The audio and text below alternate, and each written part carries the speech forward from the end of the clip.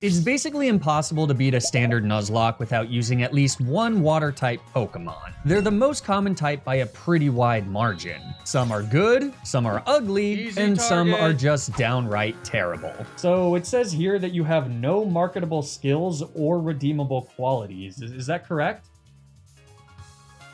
Amazing, you start Monday. You're gonna love working in private equity. In this video, we're discussing the 9 best water types you can get in a Nuzlocke, considering not just a Pokemon's general utility, but also its rarity and opportunity cost, since in a Nuzlocke, you can only catch the first Pokemon you find on each route. Functionally, this means that a lot of respectable Pokemon become much worse when you consider the potential of the other encounters you missed out on. And before we start, we need to address the 518-pound elephant in the room.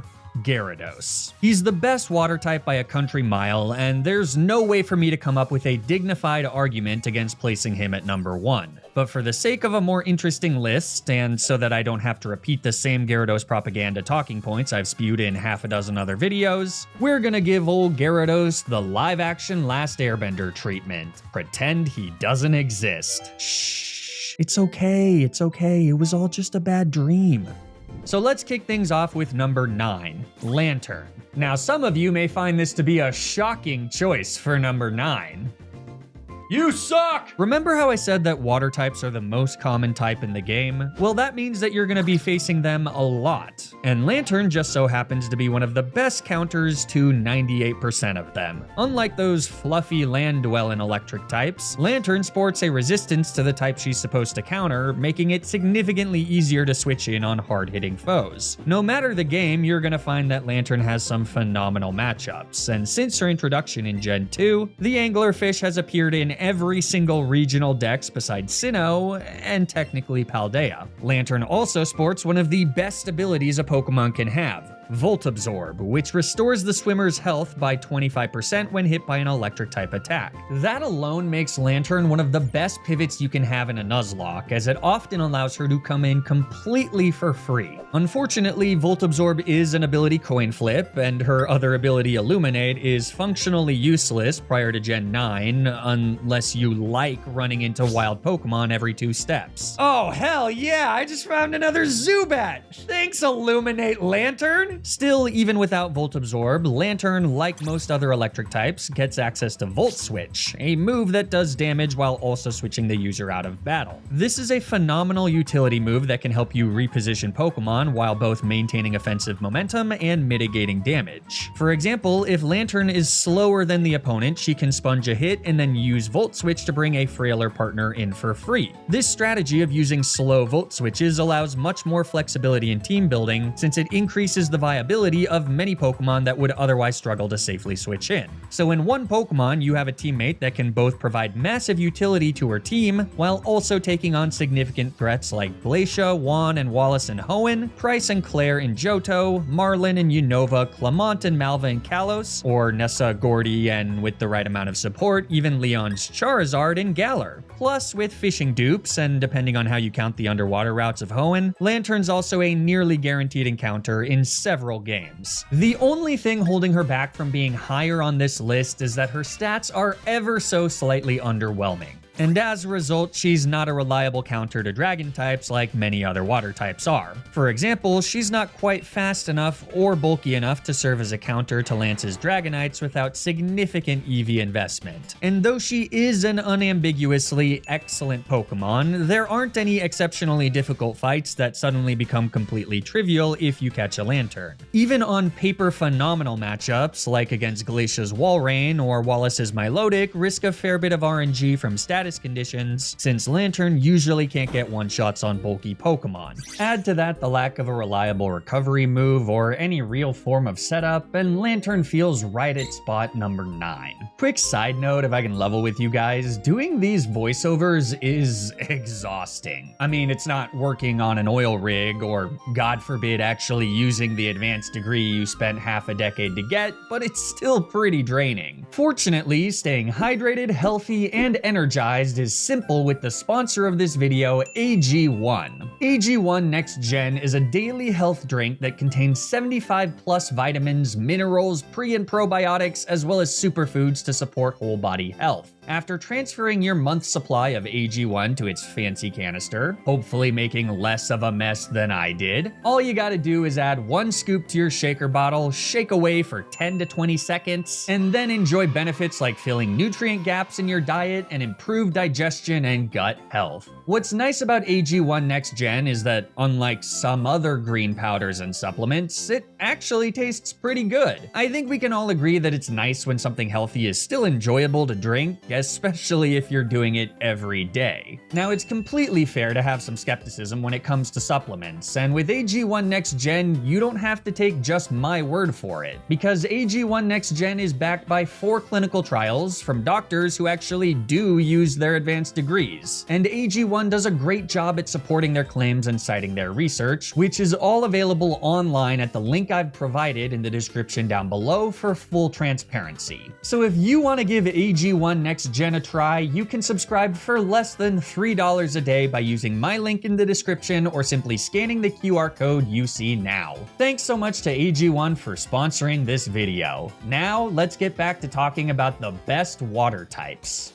Number 8 is one of my personal favorite Nuzlocke encounters, Starmie. Though less bulky than Lanturn, and notably substituting a secondary electric type with a secondary psychic type, Starmie's phenomenal speed and special attack make them one of the premier Bolt Beamers in the franchise. Bolt Beamers are a class of heavy-hitting special attackers that can learn both Ice Beam and Thunderbolt, which from just those 2 attacks alone provides completely neutral type coverage. In fact, there are only 3 type combinations that can resist both attacks. Really gotta watch out for those haunted appliances. And Arctozolt, I guess. A standard Starmie moveset of Surf, Psychic, Thunderbolt, and Ice Beam can hit 9 types for super effective damage, allowing the C-Star to solo entire sections of most mainline games. For example, Starmie might very well be the single best Pokemon for the Kanto Elite Four, with the potential to solo every single member. It's a shame that they're a Leaf Green exclusive, since all the kids that chose Leaf Green over Fire Red are now in prison. But in the other games, Staryu and Starmie can be guaranteed encounters with proper routing. They also get access to recover for healing, and utility moves like Rapid Spin for more niche use cases like against even Skarmory. Of course, this does mean that Starmie heavily suffers from 4 move slot syndrome, since they can't fit all 4 attacking moves and recover and Rapid Spin at the same time.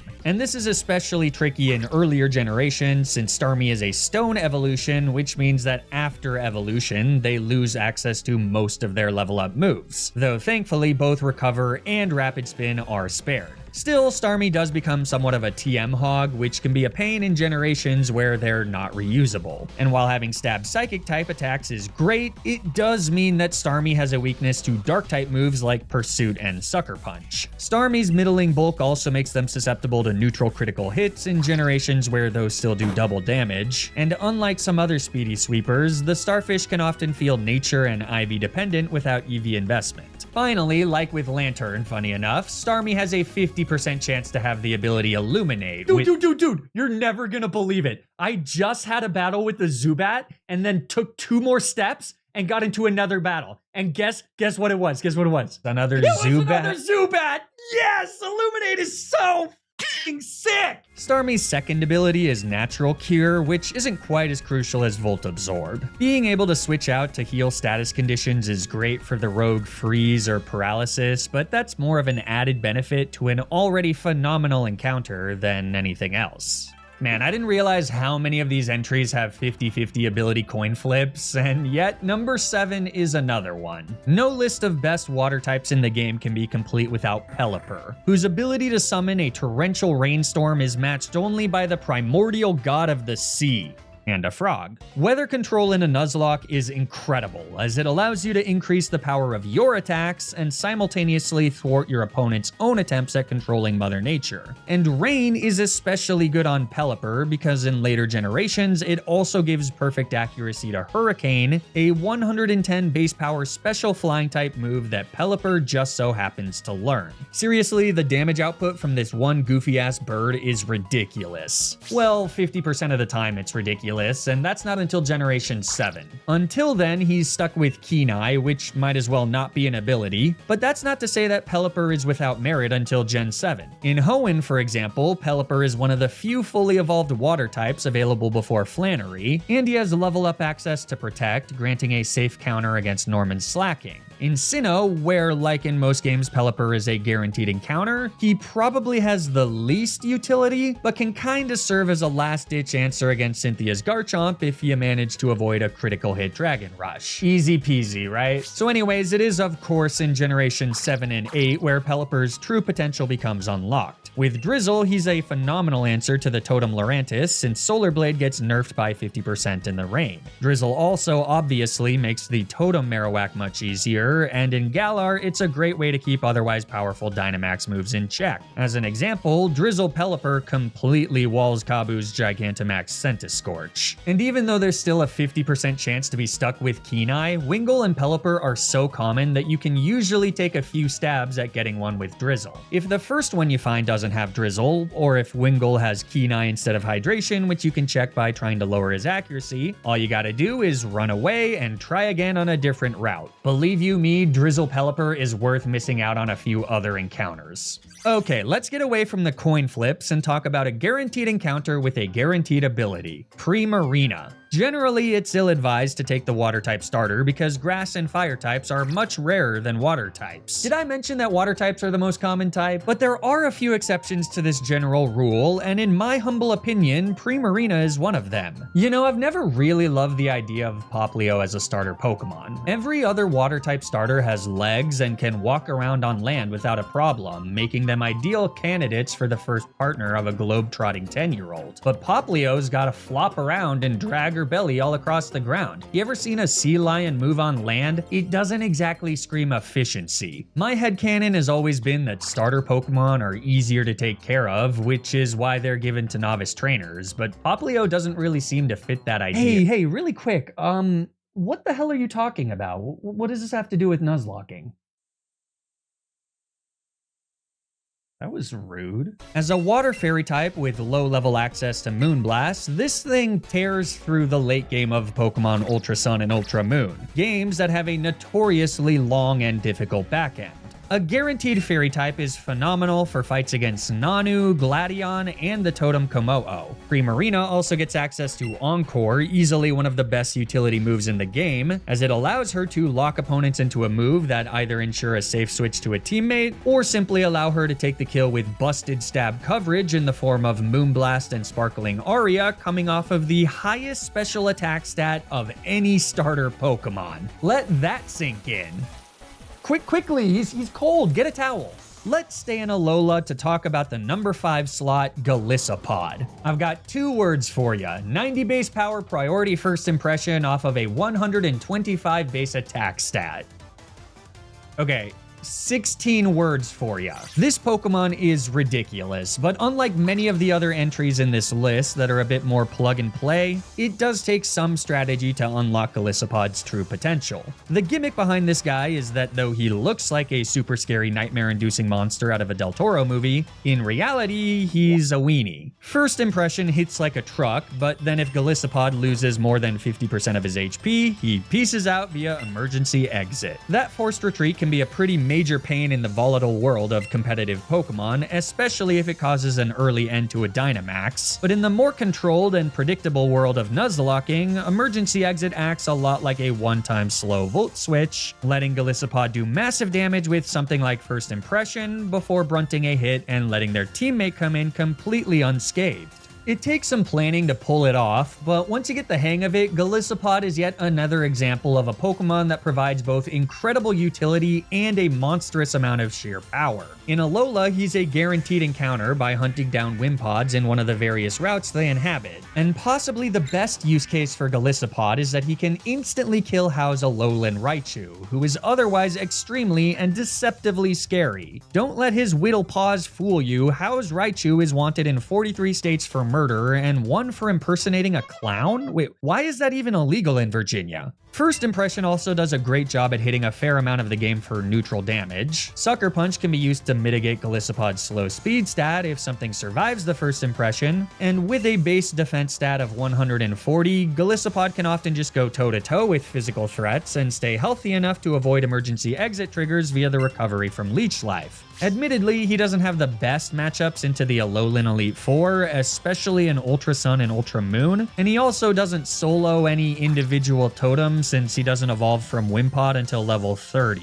Nevertheless, number 5 feels right for such a powerful and unique Pokemon. That gets us to the final 4, so Duke fans, you can close out of the video now. This is as far as you go. Here we find a Pokemon that I have a little bit of a love-hate relationship with. Lapras. For the uninitiated, it's French. Lapras is a fantastic Pokemon for a multitude of reasons. She's a guaranteed encounter in Kanto and in Johto if you delay Union Cave. She's got phenomenal bulk, she has 2 fantastic abilities in Shell Armor and Water Absorb. Like Starmie, she's a solid Bolt Beamer, she gets access to an auto win mechanic in the form of Perish Song, and in most generations, she even gets priority Ice Shard for easy revenge kills and Dragon Dance for potential sweeps. So what's there to hate? Well, with 85 base attack and special attack, Lapras' damage output is just a little bit underwhelming. And as a result, she often misses out on large one-hit kills that you might expect from other Bolt Beamers, especially without EVs. But even with that quibble, Lapras remains among the best encounters in any game you get her. In Kanto, in addition to obviously sweeping Blaine and Giovanni, which any water type with a pulse can do, Lapras checks Lorelei, Lance, and a sizable chunk of Blue's team. In Johto, if she has Shell Armor, Lapras is one of the few safe answers into Claire's Sniper Kingdra, and can also take out 1 or 2 of Lance's Dragonites, especially with the help of your mom's Choice Scarf or Specs. She also has a generally good matchup into most of the Elite Four members. In other games, Lapras is significantly less accessible and in some cases virtually impossible to get, so I'll admit that her early gen performances are doing the heavy lifting here. Still, it's hard to overestimate the sheer bulk and utility that Lapras can provide to any team.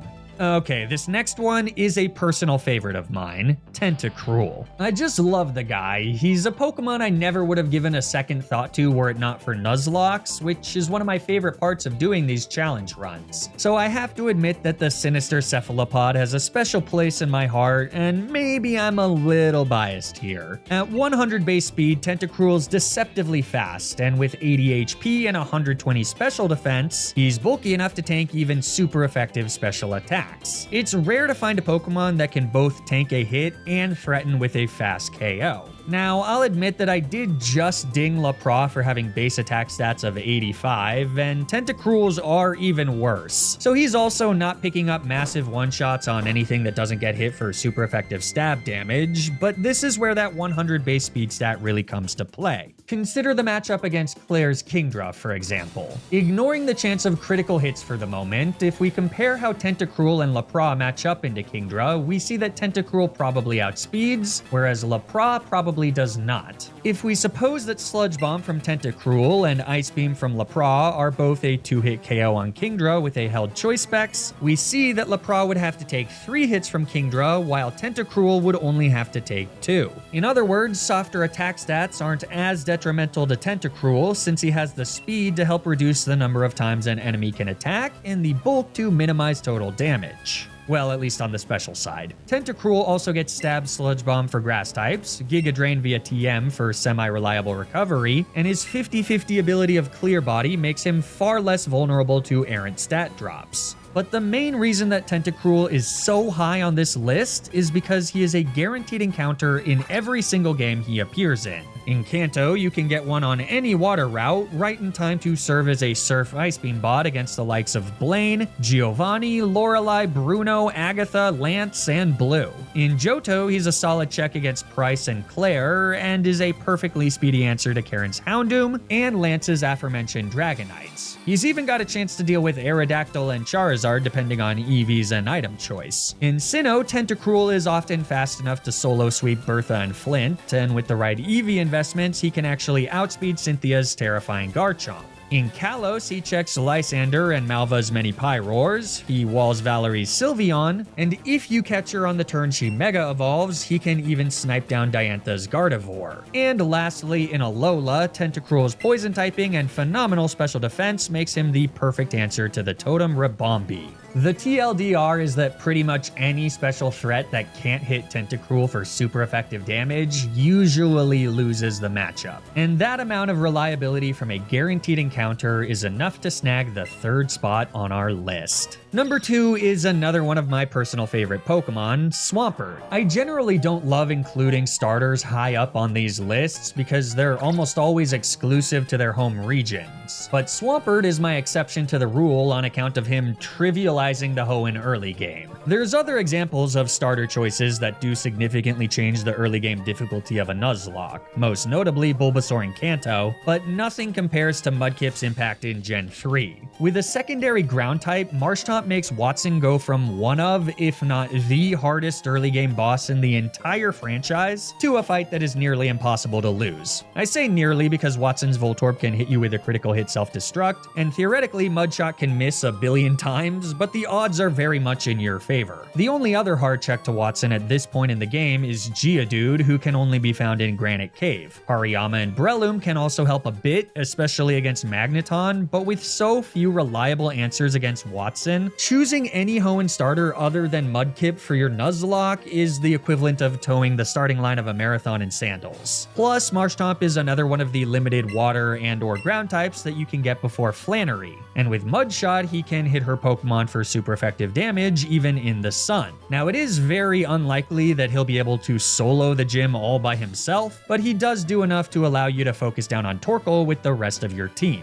I seriously considered putting Swampert at number 1, and the only reason I didn't is that he does fall off a little bit in the late game. He usually helps with Tate and Liza and fares okay against most of Sydney, Phoebe, Drake, and Steven's Pokemon, but the water ground typing actually hurts his matchup against Juan, Glacia, and the Emerald champion Wallace, which is not what you want from your starter. Though to be fair, Blaziken doesn't help much either, and grass types are so lousy in Gen 3 that Sceptile will have likely died well before he has the chance to go down the 70 base power Leaf Blade into super effective Ice Beam KO pipeline.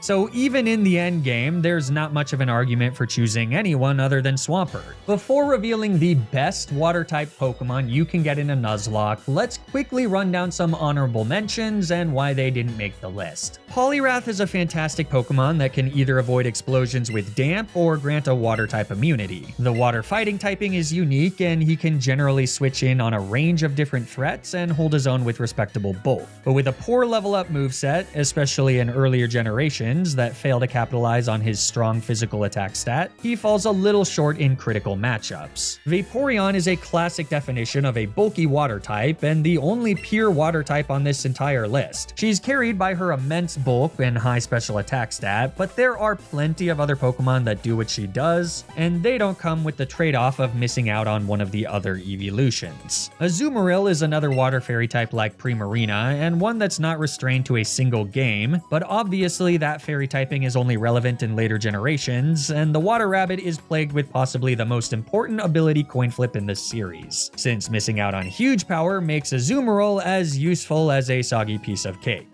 Quagsire has a lot going for him, with access to Water Absorb, Yawn, and Earthquake, but he's just a little too frail and a little too weak to get as much done as some of the other bulkier water types on this list. Sharpedo is the quintessential glass cannon sweeper, and though he's a personal favorite for how effortlessly he sweeps the Emerald late game, the frankly upsetting frailty of Sharpedo limits his utility, especially in later generations. Empoleon is another water starter worth considering, since he comes with a guaranteed steel typing, but I personally think that Infernape and Torterra are just better picks, and given Empoleon's low speed, his steel typing actually hurts against threats like Bertha's Glysaur, Flint's Infernape, and Cynthia's Garchomp. Jellicent gets the always useful secondary ghost typing, and access to both water absorb and recover is nice for longevity, but as a ghost type, he's wildly outclassed by Chandelure, who's a guaranteed encounter in Unova, and a late evolution level means that Jellicent has significantly less utility in later generations, which is a common issue for Unovan transplants. Araquanid is Golisopod's Alola water bug brother, and in many ways they fill similar roles, minus the added utility that Golisopod gets from first impression and emergency exit. Instead, Araquanid gets the water bubble ability that turns his water type attacks into miniature atom bombs, and with an incredible special defense stat, he can sponge hits like there's no tomorrow, all the while staying healthy with leech life recovery as needed. Really, the only argument against Araquanid is that unlike Golisopod, he's not a guaranteed encounter. And without access to priority, his speed is far more of a liability than it is to Golisopod, hence why he falls just shy of making the list. My final honorable mention is frankly one of the best Pokemon in the franchise, Toxapex. This Pokemon is so damn bulky that she can effectively stall out and solo half of the game. Very little breaks through the combination of Toxic, Baneful Bunker, Venoshock, and Recover. It's not exactly the most honorable strategy, but on this channel we don't judge people for Toxic stall, unless you use a Alolan Muckin Smeargle.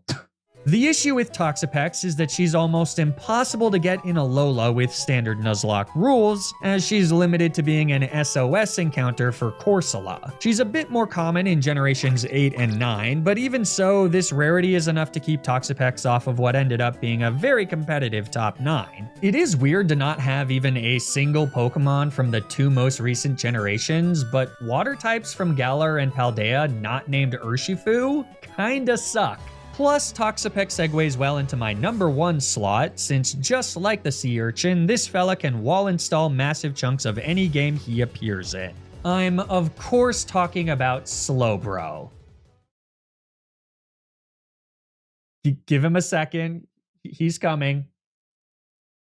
Slowbro is another water psychic type, but unlike most of his fellow psychic types, Slowbro trades speed for bulk. Lots of bulk. This guy is really tough to take out, especially with the combination of Yawn and Slack Off. The general gameplay loop for Slowbro is as follows. Click Yawn, go for a Protect, Slack Off to get back to full HP, and then start spamming your attacking move of choice until the enemy goes down or wakes up, at which point you repeat the process. And if that doesn't do it for you, Slowbro also has access to additional high utility moves like Disable and Curse. Now, there are 2 caveats to mention here. One is that Slowbro does not get Slack Off until Generation 4, which means that his slow speed is a bit more of a liability in the earlier generations, though Yawn in Gen 3 still provides excellent team support in a game where fully accurate status moves are few and far between. It's also worth mentioning that, like Starmie, Slowbro is a Leaf Green exclusive. The second caveat applies to all generations though, and that's the fact that Slowpoke has a fairly late evolution level of 37, meaning that for large portions of a playthrough, you're stuck with the significantly less bulky Slowpoke. Nevertheless, it's difficult to overstate how valuable moves like Yawn and Disable can be, especially with the help of an Eviolite to buff up those defenses. And even with those notes, Slowbro is a beast of a Pokemon and one that is fairly accessible in most games he appears in, making him my choice for the best water-type Nuzlocke encounter. I gotta say, this was a tricky list to make. For the most part, water types are just pretty damn good. Surf Spam goes a long way all on its own, and I think more than many of my other lists, I could be pretty easily convinced to change up the ordering of my rankings by quite a bit. So let me know what you think in the comments down below. Who did I overlook? Who did I rank too high based on personal biases? Who is Benson Boone? As usual, please be respectful and stay tuned for more Nuzlocke content. Until then, remember to always, always, always play around the critical hit.